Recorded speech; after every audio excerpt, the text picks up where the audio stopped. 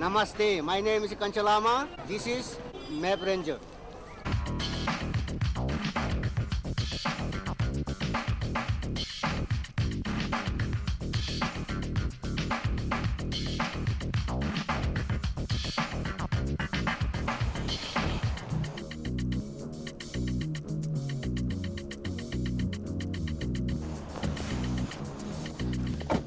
Palun linnahalliterminaali. Mä oon just tullut himaan Vladivostokista. Mä olin siellä puoli vuotta duunis, kaivoshissinä keräämässä masseja seuraavalle reissulle, joka alkaa nyt. Tunnaventta mä oon Nepalissa ja mulla on about 48 tuntia aikaa ehti Katmanduun. Taitaa tulla vähän kiire. Ei riitä nopeus. Paas vähän hanaa kuski.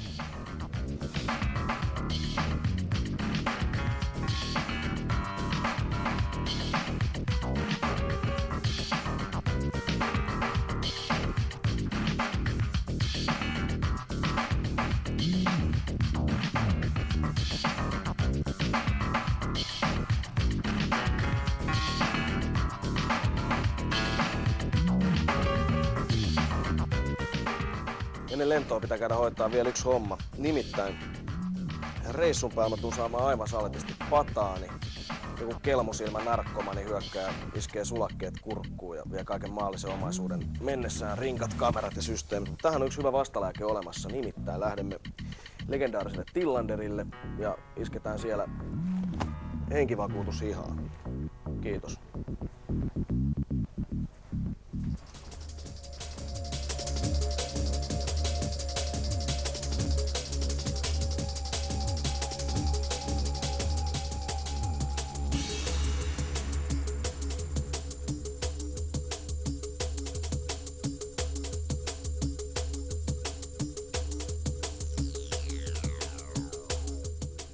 Toi on niin suloinen, loistava kivi, että tehdään kaupat. Oikein hienoa.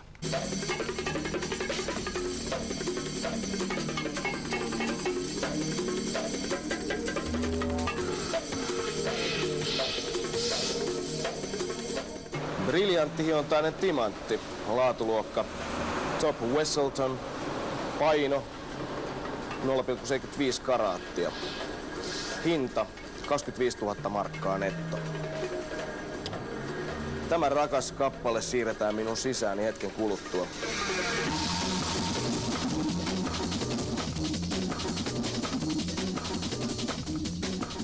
Plastiikkakirurgia on kansalle tunnettu siitä, että siinä tehdään muotoillaan romanttisia tissejä, niin tässä nyt asennetaan timanttinen rossi tonne. Tuskaa. Sano sit, jos tuntuu kipua jossain vaiheessa. Ei ainakaan vielä. Voidaan täytyy olla varovainen. Tässä näin. Joo, aivan miellyttävää.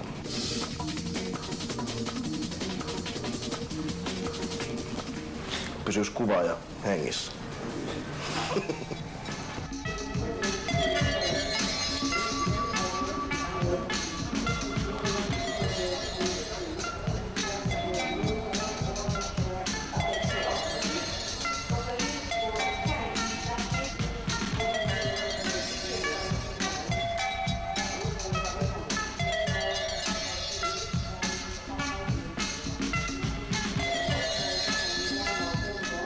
Seikkailu alkamassa.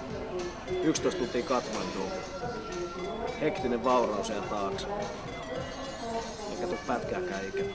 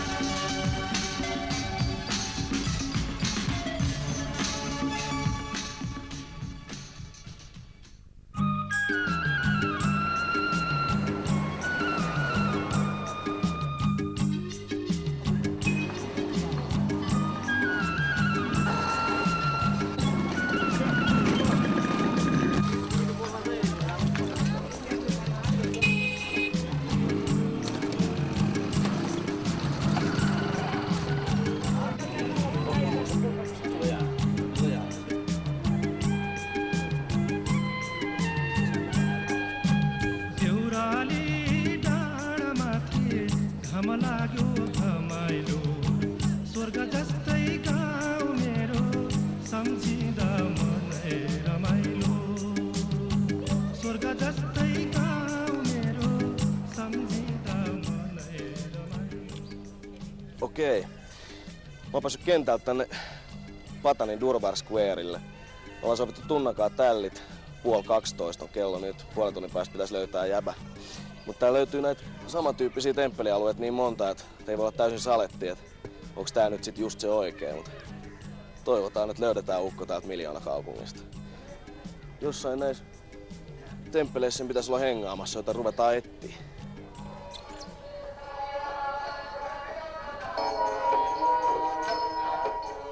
Ei helvetti, onko se Tunna? Oh. Tunna! Ei vittu, on se Tunna! Mitä se pelaa ludoa jonkunkaan? Tunna!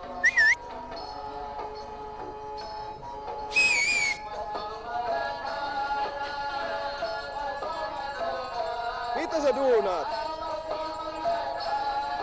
Pelaat sä ludoa? Täällä ollaan! Joo joo!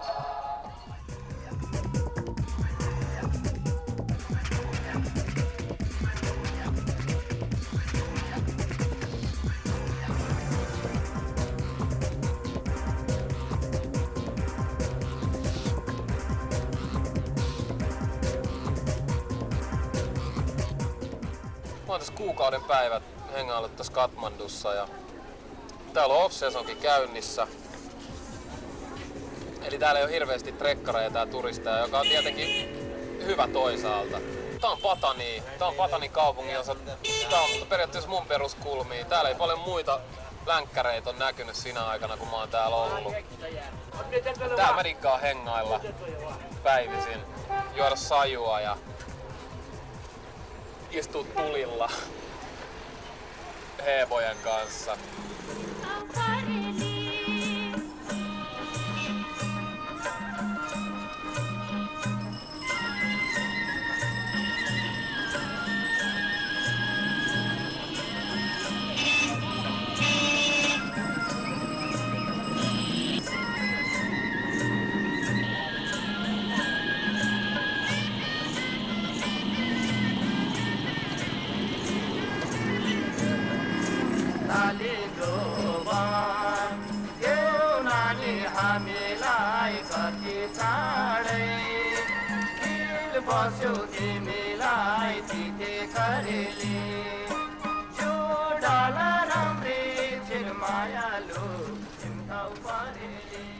Tää on Tamel, samanlainen backpacker-getto, joka löytyy jokaisesta Aasian pääkaupungista.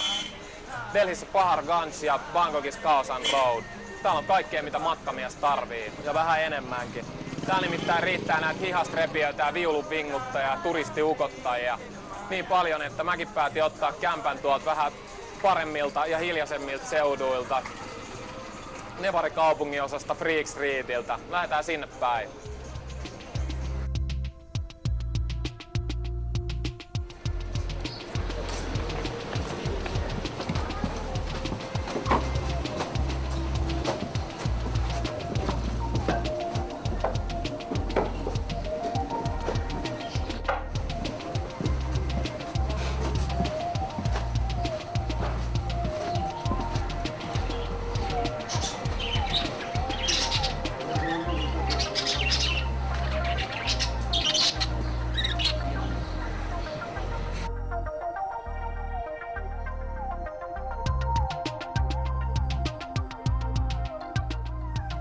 Tervetuloa Matalaan majaan. Siinä on Saibaba.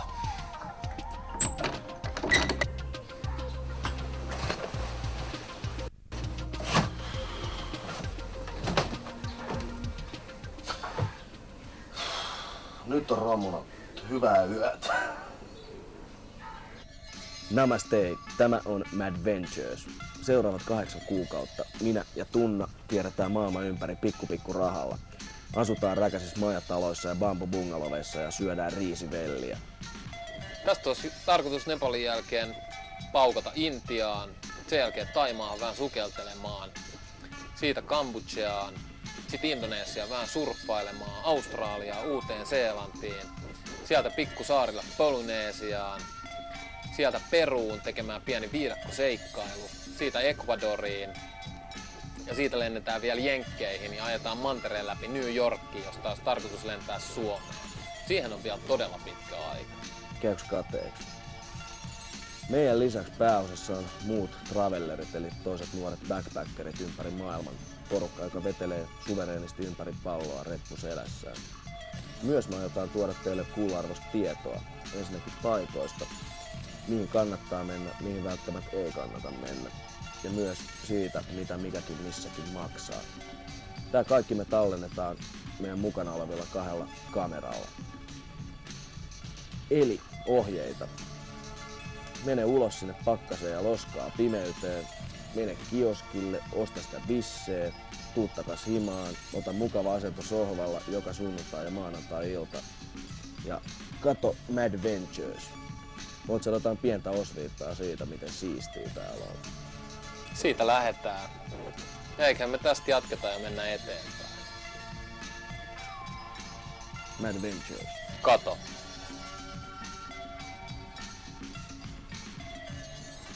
Se oli joko toi tai edellinen. Toi oli aika hyvä.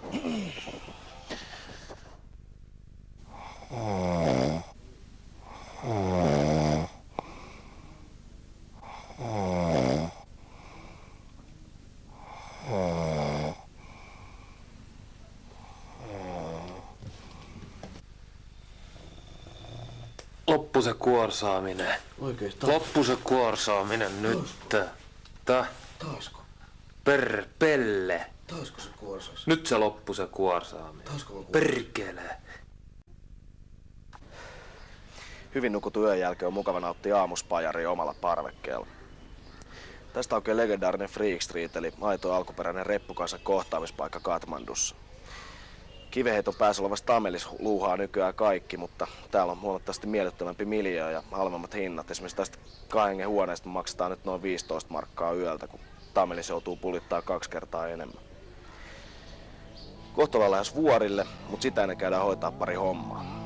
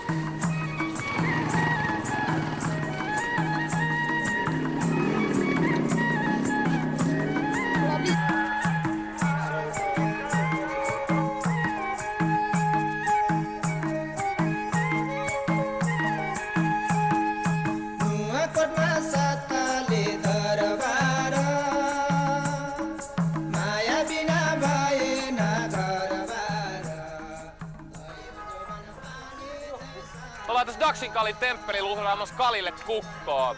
Me uhrataan siksi, ettei eksyttäisi reitiltä 8 kuukauden aikana. Dakshinkali on semmonen paikka, johon 1000 hinnut tulee 2 kertaa viikossa. Uhraa pukkeja, kanoja ja kukkoja Kalin kunniaksi. Täällä virtaa veri. Ja hindu-hurmos on aika kova, niin kuin kuvasta näkyy. Siinä on baba.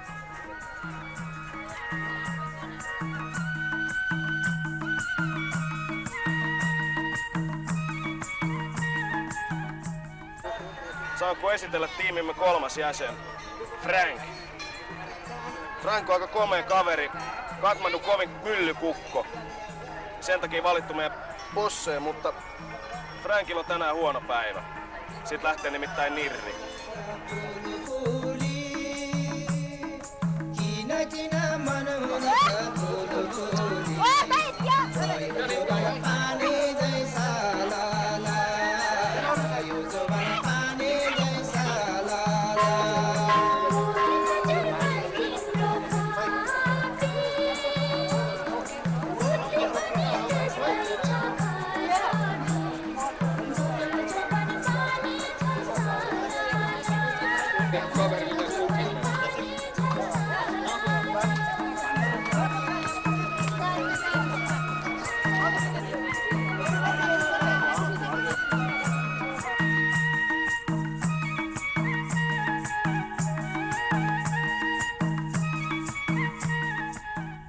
Miltä nyt tuntuu, kun on matkalla uhrialttarille? Ei kommentoi. Frankie Boy oli Katmandu kovin kukko, mut kovillekin kukoille tulee joskus loppu.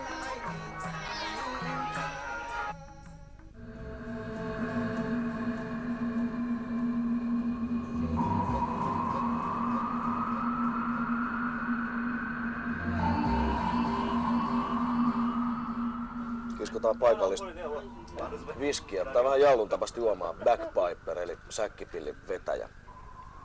Puhaltelija. Pientä snäkkiä tässä nimittäin vielä itse pääillallinen on tulossa.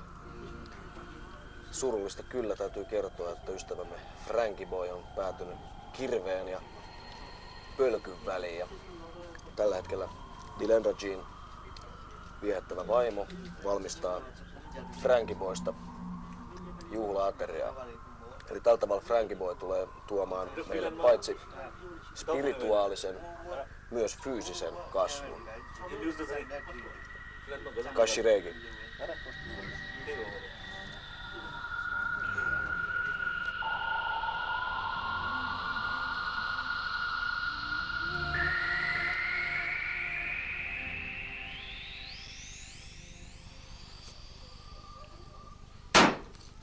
Size. Stupid, nah.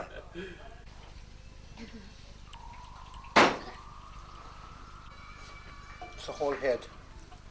Unfortunately, this is the head of Frankie Boy.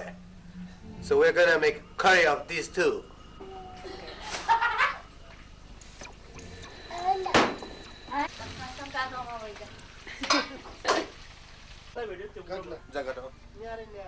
Yes, here is the Frankie Boy. Okay. Now it's gonna give us enough this energy. Frankie Boy has done its duty now. Yeah. Or it will It's do a it. really good work and really very good job. The head of Frankie Boy. Yes. Am I gonna get that? Okay, good. Frankie Boy antoi niin raskaan uhrin meidän projektille, että harva sellaista pystyy antamaan. Mutta tämän jälkeen Frankie Boy tulee olla osa meidän kaikkien 8 ateriaa. Rockabilly Heltta menee huiviin, tää on nimittäin herkkuu. Ihan snadisti syylliset fiilikset vetää Frankie. Mutta kyllä mä uskon siihen, että myös Frankie olisi halunnut tätä ja Frankie ymmärtää sitä, että se uhrautui kuitenkin hyvän asian puolesta.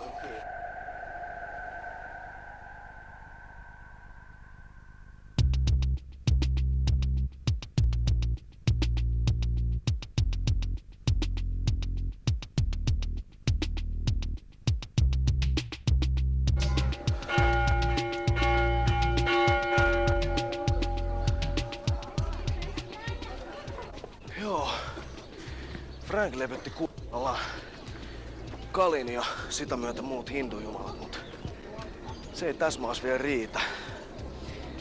Eli reissun onnistumisen turvaamiseksi pitää kääntyä myös Buddhan puoleen. Oho, Apinanussi, näet sä? Apinanussi, mun vedet. Tuo oli paha läppä, nimittäin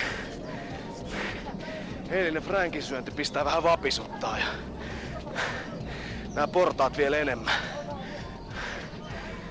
Mutta nämä monen sadan mittaiset portaat monen sadan metrin mittaiset portaat on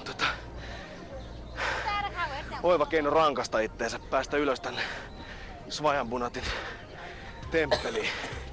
Siinä myös säästää, sillä maksaa muuten sisäänpääsy 50 rupiaa, mutta ei tarvi maksaa ollenkaan, jos jaksaa kiivetä. Joo, tää Swayambhunat on siis Buddha-stupa ja Katmandun laakso. Yksi hienoimpia nähtävyyksiä. Tää sijaitsee Kukkulalla ihan tuossa keskustan vieressä. Täältä on hieno visio alas kaupunkiin. Täällä ylhäällä hengästytään järjettömästi. Täällä ylhäällä on apinoita, järjetön lauma. Sen takia tän nimi onkin toisaalta nimeltään Monkey Temple. Katsotaan, jos vois poimia pari banaavaa mankia täällä. Joka tapauksessa tarkoitus on pyöräyttää vähän myllyjä. Ummani Padme Hum. Saadaan Buddhakin mukaan hengessä tähän meidän reissuun. Ylhäällä ollaan. Pikku matka. Sydämellä tulla rinnastulos. Saatana apinakin pölli vedet.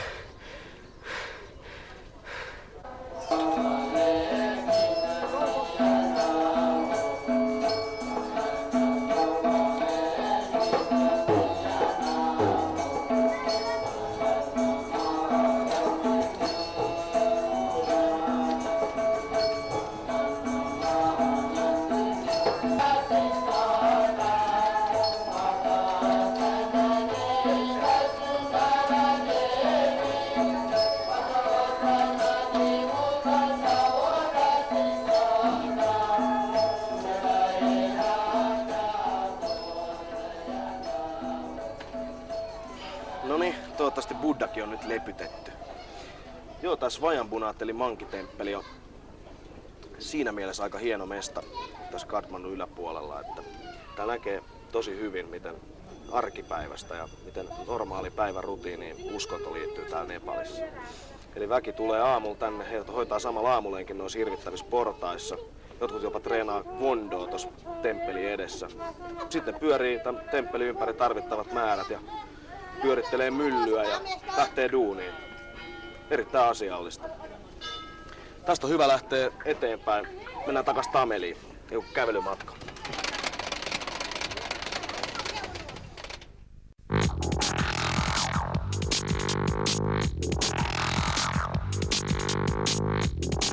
Tamelissa on ihan mitä tahansa.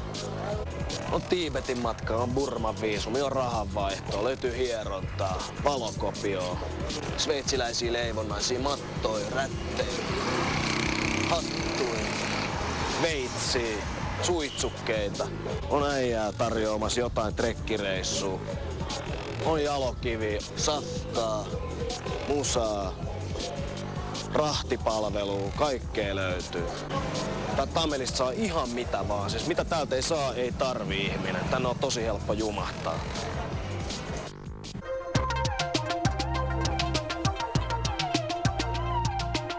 Hi, my name is Jarno. I'm 27 years old. I'm from Holland. I started my trip in Mumbai. When I was in Pushkar, I was tired of the bus and I started to cycle. Now I'm here in Kathmandu. My next destination is going to be Tibet and I'm probably 1.5 years on the road. Tamel on ihan kiva mesta tavata muita backpackereita, mutta häsläreitä täällä kyllä riittää ihan pienestä pojasta isoon vanhaan vaariin asti. Mä tein pienen tilastollisen tutkimuksen tässä näin, kävelin tätä katua 5 minuuttia.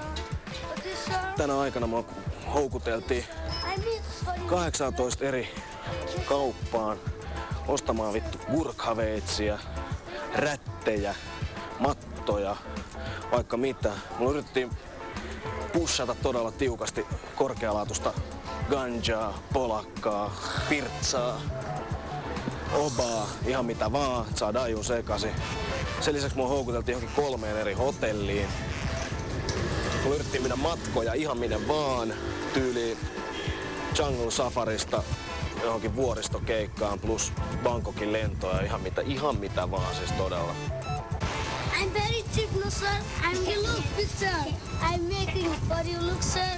No.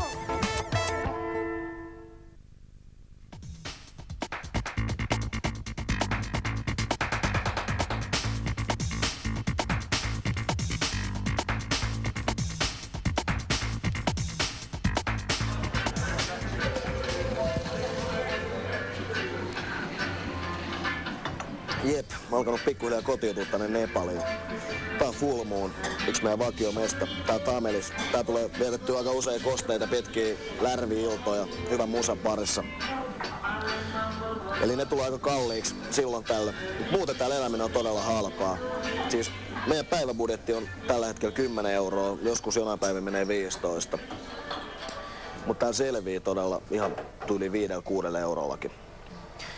Me maksetaan asumisesta tällä hetkellä 2 € yö, aamupala on 50 senttiä, hyvä safka 1–1,5 €, eli ei juuri mitään. No moni varmaan kiinnostaa bisse, eli semmonen iso leka, joka on suurin piirtein pari suomalaisen olutpullon kokoinen leka tuontiolutta, maksaa 9 markkaa, eli 1,5 €. Ja rööki 5 markkaa, eli vajaan euron. Eli paheitakin täällä pystyy harrastamaan erittäin edullisesti, mikäli niitä joku harrastaa. Mehän emme harrasta tietenkin.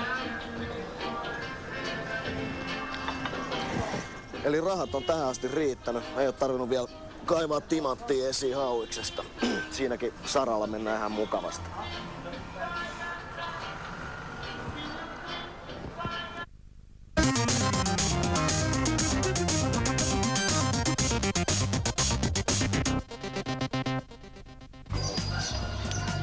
Ja tervetuloa Madventures kokkiohjelmaan makumatkalle maailman yrjettävimpiin keittiöihin. Tänään valmistamme perinteistä Nevariheimon ruokaa puhvelin daijusta ja pershanuri hännästä. Hankittuamme nämä tuotteet edulliseen hintaan siirrymme paikalliseen gourmet ravintolaan valmistamaan herkkuruokia ja syömään daiju.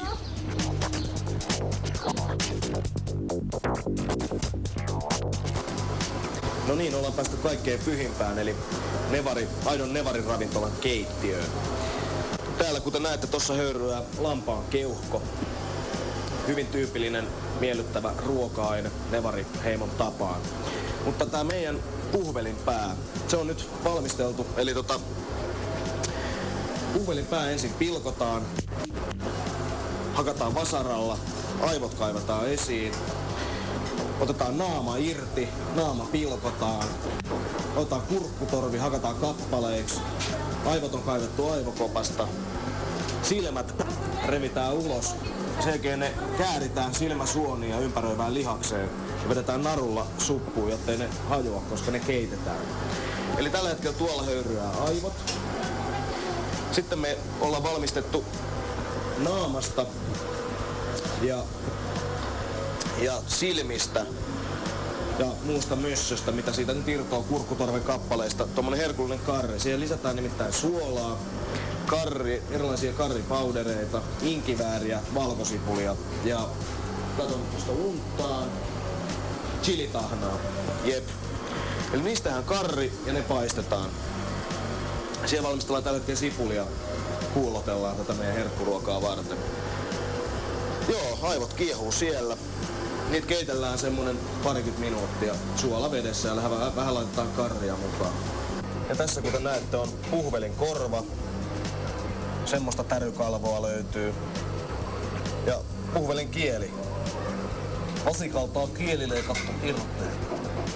Nämä valmistellaan vähän myöhemmin, mutta nämä tehdään silleen, että ensin keitetään korvat ja kieli. Ja sitten lisätään tohon herkulliseen karritahnaan paistaen. Odotan innolla, miten hyvä herkullinen ateria tästä syntyykään.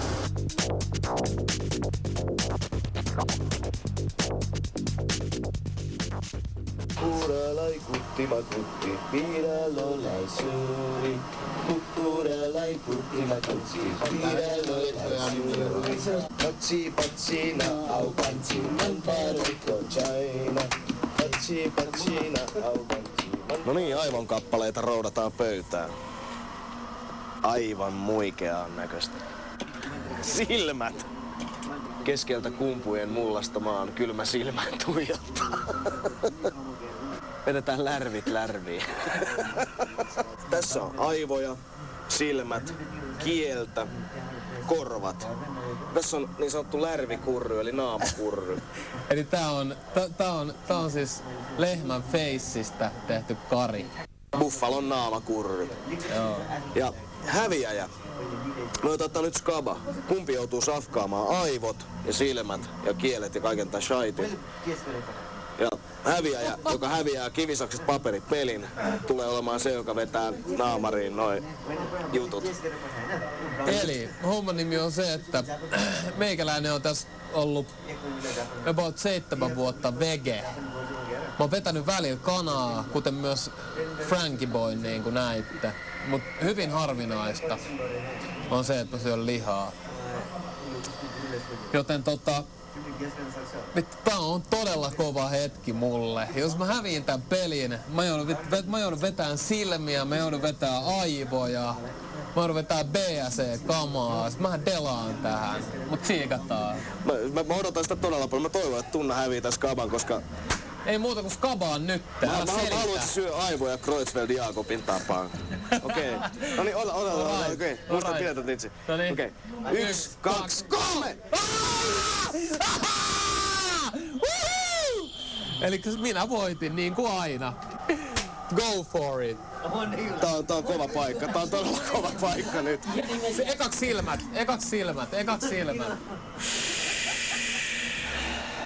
Pakko vetää pajari tähän kärkeen, että pystyy. Lisävarusteena mulla on oksupussi. Kärppä kurkistaa kurkusta pihalle, niin se pitää heittää tonne pussiin. Koitetaan pärjätä.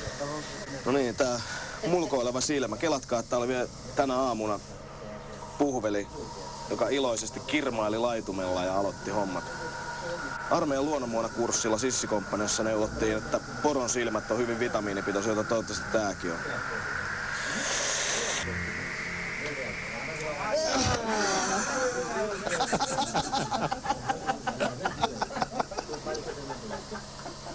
Vittu oli painetta silmässä. Herran Jumala sentään. Muuten nyt vittu mä oon kusessa.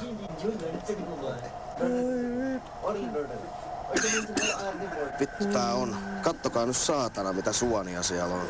Nörtti vittu, syö se silmä nyt. Ne helvetti.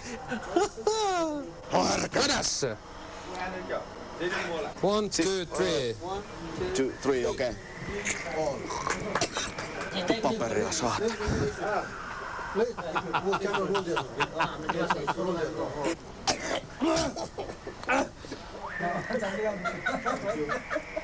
Se on silmähermoja. Silmäsuonen kappaleita, jotka narskuu hampaan erittäin epämiellyttävällä tavalla. Ei helvetti. Se on tuo poskipussissa nyt venhaamassa.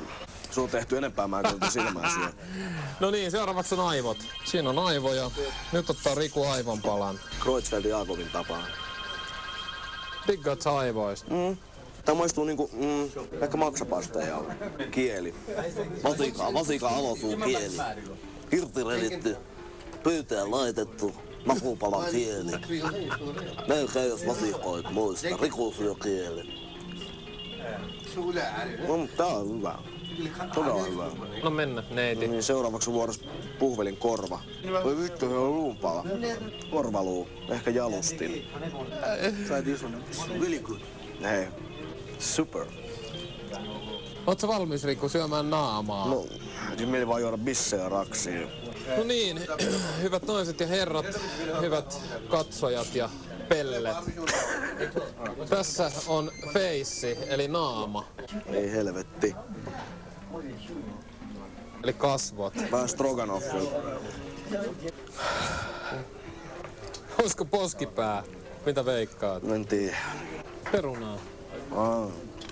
Maistuisiko peruna? Sä et saa, mä vedän. Kyllä mä sanoin, että sä et oo enää nössä, sä oot neiti. Passi röökiäski tänne, saatana. Homma on hoidettu. Enempää en syö. Oliko väkevät mätöt? kadun ylittäminen täällä Aasiassa voi olla välillä aika hektistä ja aika vittumaista. Ei oikein tiedä, että mistä tulee mitäkin ja ketkä väistää ja ketkä tulee ja ketkä menee. Mutta tästä tulisi muutama vinkki. Ei ota joku paikallinen heevo mukaas, lähde sen mukana ylittämään katua. Kato kuitenkin kummallekin puolelle koko ajan. Ja näin se taittuu aika hyvin. Ei tarvi itse tsiikailla. Mut tässä on semmoset käryt ja kärtsät täällä Katmandussa ja aika kovat pakokaasut, että nyt on hyvä saada vähän raitista ilmaa ja päätettiin lähteä tonne Chittavaniin trekkiä odotellessa luonnonpuistoon vähän viidakkomeininkeihin. Lähdetään ostaa Dösa-lippuja.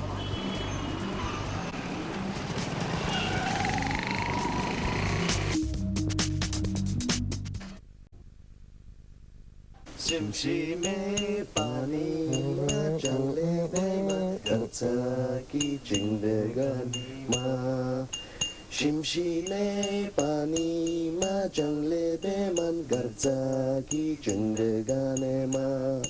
Eli ollaan viimein päästy tänne Chittavanin luonnonpuiston aitojen sisäpuolelle. Tää on yksi Aasian makeimpia luonnonpuistoja eläimistönsä suhteen, nimittäin täältä löytyy tosiaan kullin luikauksen päässä taustalla on aika jännät fiilikset. Tuossa nimittäin hengailee lauma bengalin tiikereitä. Sitten täällä on villein norsuja, villisikoja, erittäin aggressiivisia eläimiä, villei kanoja ja kaikkea muuta käsittämätöntä. Eiköhän mennä huomenna vähän väijyyn niitä. Näin olisi tarkoitus. Täällä on vielä vähän kylmätyöt, vaikka tää onkin tässä Tasangolla ihan Intian rajan vieressä.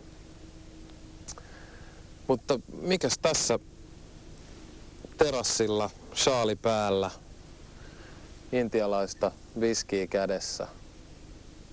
Ei huono. Lähdetään huomenna kattoo sauruksia ja sarvikuonoja. No niin, kello on aamu 7, ollaan viidakon laidalla. Mukana on meikäläinen, 2 fanttia, 2 alkuasukas kuskia. Tarkoitus on edetä skutsi halki, hakee jeepit ja jatkaa sen jälkeen matkaa. Saa nähdä mitä tulee eteen.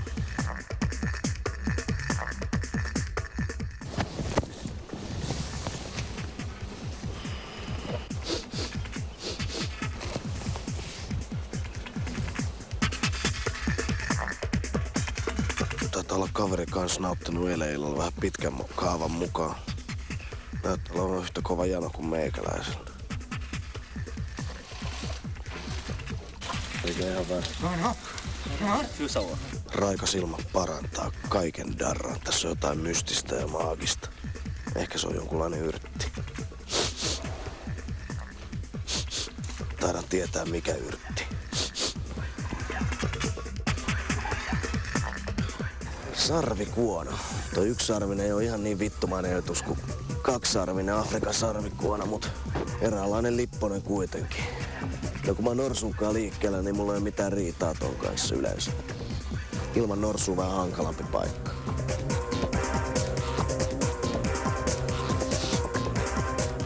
Siellä se villisikat onkin.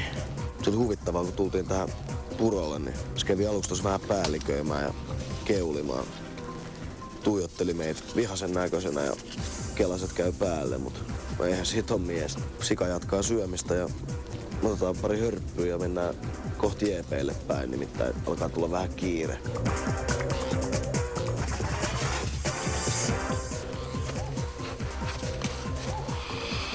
Kuninkaallinen bengalin tiikeri. Tuoreet korkeintaan 2 tuntia vanhat jäljet. Ylittänyt joen, jatkanut pohjoiseen. Jeppi juttu jumalauta mutaan kiinni. Tiikeri on mun perässä.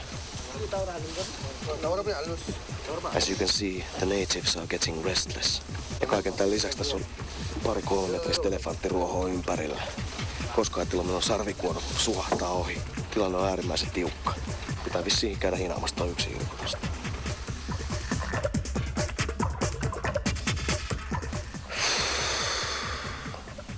Edes tullasta aika paskaa. Tässä on aikaa korkeintaan muutamia 10 minuuttia. Mä voin luottaa noihin. Pakko lähteä menee.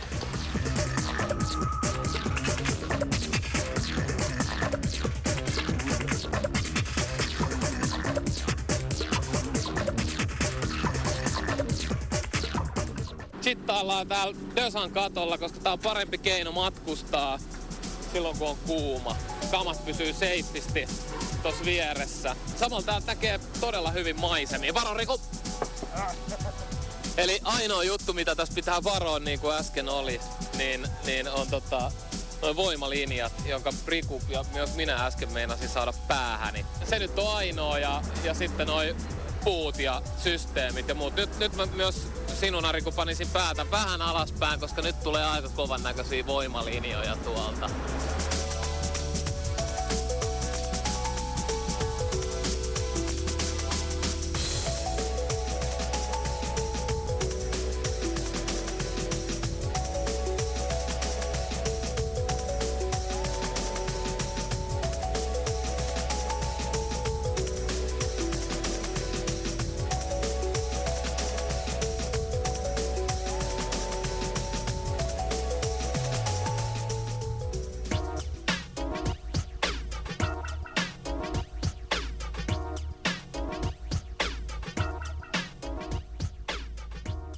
Joo, täällä näitä parturiliikkeet riittää joka kadunkulmassa. Tämmöisiä pieniä kojuja, tapiseerattu kauniiden intialaisnäyttelijöiden kuvilla ja pari äijää yleensä hommissa. Parilla markalla saa fleda-ajelu ja parra-ajon taatusti puhtailla partaterillä. No mä tulin nyt ajelemaan letin, ettei luultais hippiksi. Mutta seuraavaksi ollaan lähdössä trekkaamaan. On nimittäin täysin järjetöntä tulla Nepaliin eikä mennä tutustua vuoriin, joten me lähdetään tietenkin vuorille. Ja meidän suunnitelma oli mennä klassiselle Everest Base Camp trekille. Mut kävikin niin uskomaton munkki, että toissapäivänä maalaiskapinaalliset räjäytti Luklan lennonjohtotornin 1000 pilun päreiksi. Joten meillä ei ole mitään asiaa lentää Luklaan, eikä niin ole päästä Everestillekään. Mutta ei siinä hätää, täällä riittää näitä hienoja vuoristomaisemia ja kansallispuistoja, joten me lähdetään Annapurnalle metsästään jetiin. Katsotaan, missä jeti luuraa. Huomisaamuna herätyskello 6.00 ja lähtö Dösällä Pokkaraan, josta matka Annapurnalle alkaa.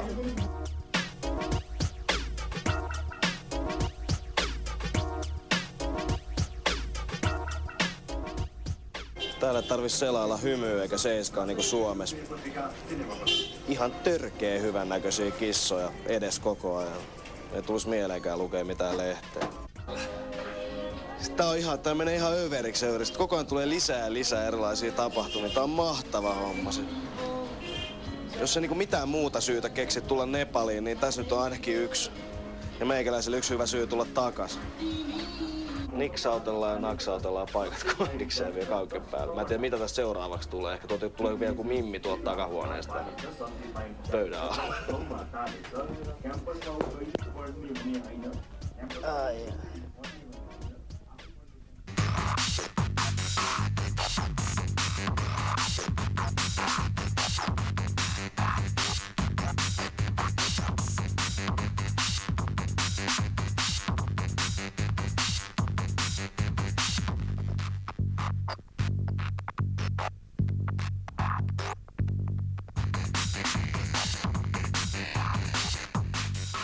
Päästiin just ennen auringonlaskua tänne Birenthantin kylään. Sitä ennen fiksattiin tosta naapurikylästä pari pientä ja pippurista kantajaa mukaan. Nimittäin huomenna ollaan lähdössä aamutuimaa kohti Annapurna Base Campia.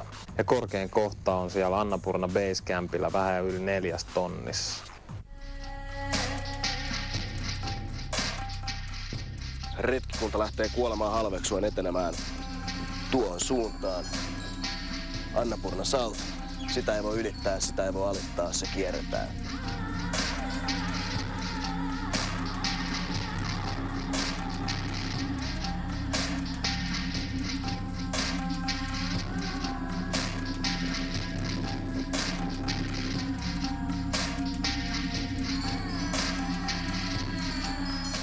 Pistää väsyttää niin järjettömästi, ettei.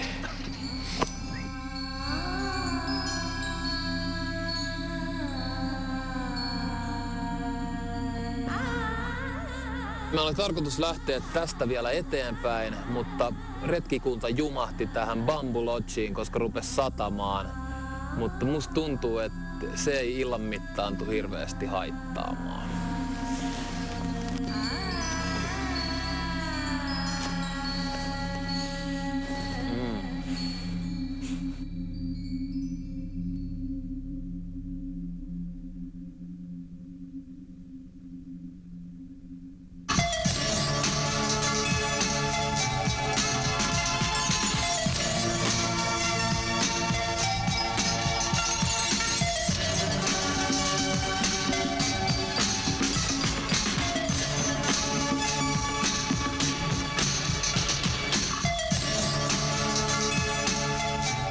Lumi sulaa aika kovaa vauhtia.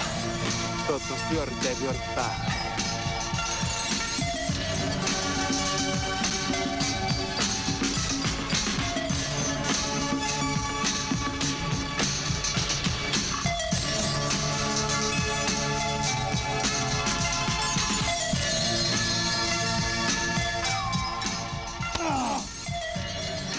Kuusi trekkipäivää takana ja tänään Annapurnan perusleirissä. Ei voi muuta sanoa, kun kattokaa näitä maisemia. No mä en voi vieläkään uskoa, että mä oon täällä ylhäällä. Koko matkan tänään mä oon kironnut jokaisen paperossin ja jokaisen viinamukillisen, jonka mä oon kiskonut kitusiin viimeisen vuoden aikana. Enkä mä todella vieläkään usko, että mä oon tänne selvinnyt. Koville sotti. Mä luulen, että mä oon jossain leffassa tai TV-sarjassa. Enkä oikeassa elämässä. Niin mä oikeesti oonkin TV-sarjassa.